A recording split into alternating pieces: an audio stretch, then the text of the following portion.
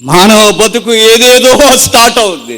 వద్దనుకున్న ఒక రోజు ఈ గడియలు మన జీవితంలోకి వచ్చేస్తాయి. ప్రతి ఒక్కరి జీవితంలోకి వస్తాయి. డబ్బు ఉందండి, నా పేరు మీద ఉందనుకున్నావేమో, డబ్బు ఉన్నందుకు ముందే పంపించేస్తారు. ఎందుకంటే నీ పేరు మీద ఉంది కదా. మరి నీకు అర్థమైంది లేదు?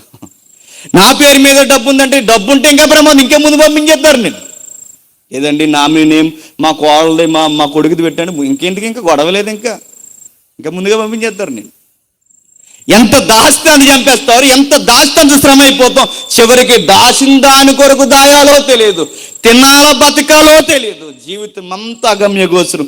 యోబు జీవితంలో ఒక అనుభవం వచ్చింది.